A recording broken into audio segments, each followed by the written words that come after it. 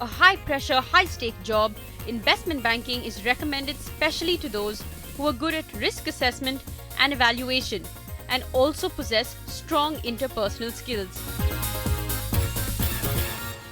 I would say an MBA finance in terms of, let's say specialization in international finance, specialization in security and portfolio management, specialization in international banking, specialization in merchant banking and financial services, specialization is fixed income securities, and also legal matters. So a general MBA or an MBA in finance would expose you to the basics. But if you want to go into a little depth as may be needed, then probably an add-on qualification would always give you that edge. While there are no exams to clear, except perhaps an MBA, there are various skill sets that are required in an individual before he or she can become an investment banker. Few of you might be wondering that if it's such a specialized field, why isn't there a proper course for it? A trend which I have observed in the last few years with a lot of students who join the MBA program and probably who have that iBanking role in sight is that they would supplement an MBA degree with a CFA, a Chartered Financial Analyst, which would be level 1, level 2, level 3, which really adds on to their skills. So who is an ideal investment banker? Anyone in a sharp business suit? And what does an investment banker do? What are a few important skill sets he or she must have? A few of the skill sets which are very important for an investment banking career is that he has a very strong quantitative aptitude. He should be have a flair for numbers. It will be good if he knows certain valuation techniques. He has done a valuation. Strong Excel skills. So while by Excel skills I mean financial modeling, trying to forecast, preparing a financial model for next 5 years for a company. That's very important. Oodles of confidence, a myriad set of skills to be able to deal with risk assessment and evaluation requirements. A heart of steel designed especially to deal with big money, and you have yourself an investment banker. In New Delhi with camera person EP Regimon and Abhishek Singh, Kriti Mathur for NDTV. Hello Mahesh sir. My question to you is MBA a prerequisite for getting into an investment banking line? Like suppose for an interview, would a non-MBA student be less preferred than an MBA student? Yes and no to it.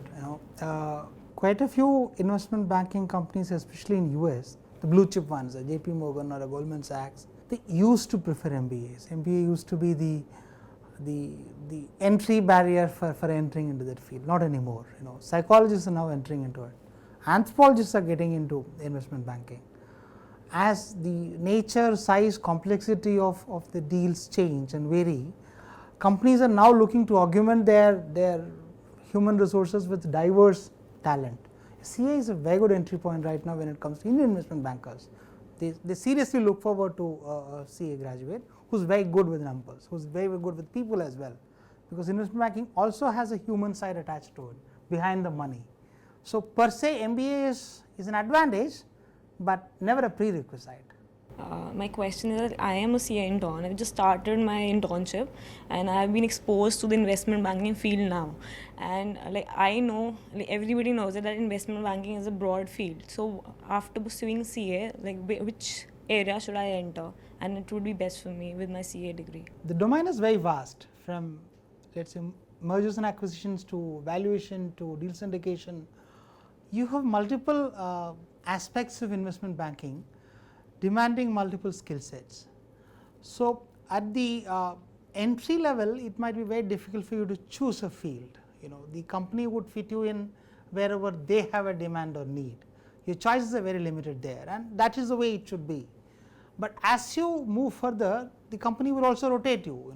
Your manager would probably look at you and decide she is better for valuation than for mergers and acquisition. She has a way with people, so I must put her at the front end. She has a way with numbers, so I must put her at the back end. Those decisions are taken for you in the initial years. But spread over 3-4 years, you would also learn.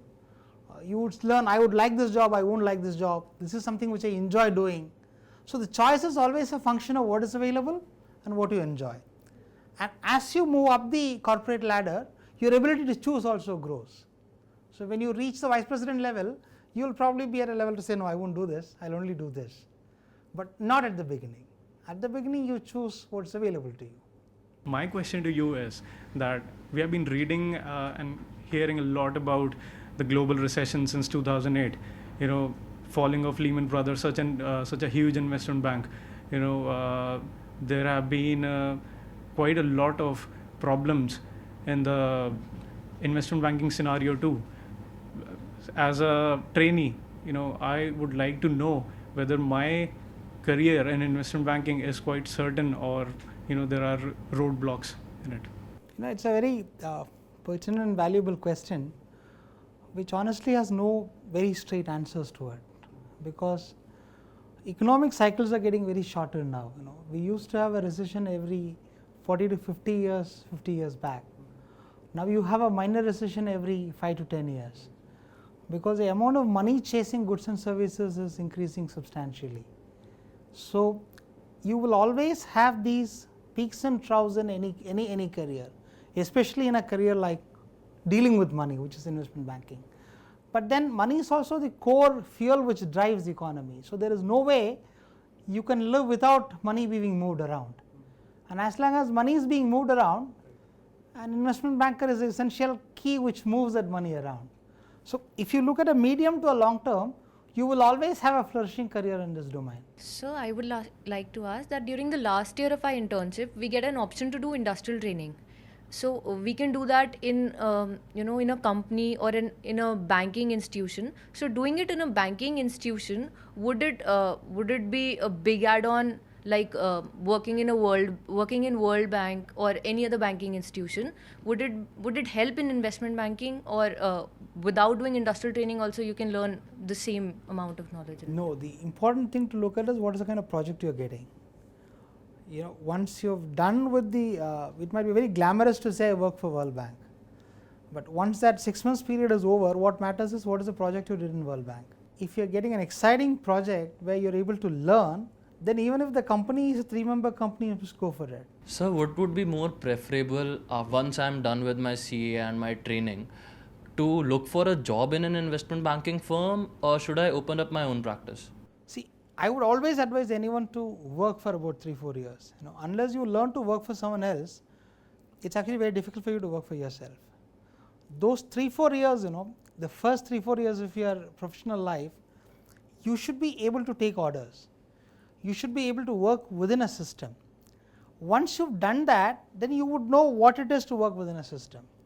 Running a company, and you would also build a certain corpus. You won't start off, unless your father is a millionaire who can bankroll your company, it makes sense. Even them, they don't do that. Ambani sends his daughter to McKinsey. Yeah.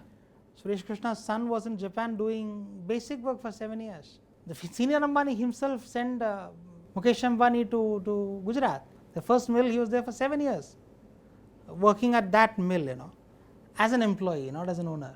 So setting up a practice, demands tremendous internal strength, much more than anything else. Working for someone else, you build that. Do that for about 3-4 years, build a corpus, then think of a company. You're better off, always. So there are pros and cons of setting up a practice of your own, because you're responsible for that monthly check. Then you will decide whether you have that appetite to run that and take that risk and get those ulcers, and of course make a lot of money. Yeah. Great, guys. Thank you so much. Thank you, sir. Hope that answered a few of your questions as well. There are different reasons because of which different people join investment banking. While there are a few who join this world of high finance by pure chance, but those are anomalies. Let's hear it from someone who always wanted to become an investment banker. Let's hear it from him, what he does, and what all he is looking at in coming 5 to 10 years. I'm Nikhil Goenka, manager with Nangia Advisors. I have been working in M&A domain for over 5.5 years. My dream to become an investment banker relate back to the days when I was in college. I did my graduation from Shri Ram College of Commerce, and there were a lot of talks about investment banking when we were budding into making or probably thinking about what career options should we choose. I thought that probably investment banking is something which I should opt, and because of the creativity and the newness, the innovation and the challenges it brings actually prompted me to choose this. My break came from PricewaterhouseCoopers, where I started with my post-qualification career. I joined them in their mergers and acquisition division, and I continued with them for 4 years. We basically do a lot of structuring. We bring in, try to advise our clients on efficiencies. How do they strategize their businesses? How should they go about acquiring new businesses? How should they enter into new territories?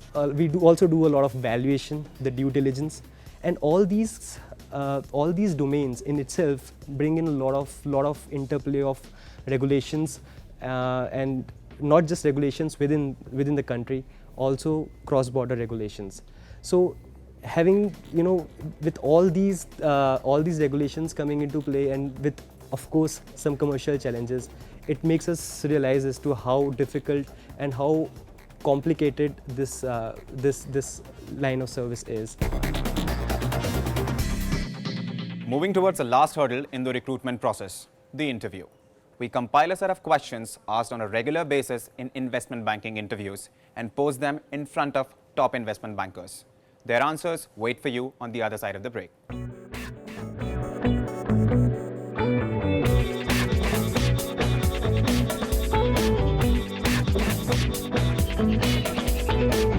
The stress, the exhilaration, the anxiety.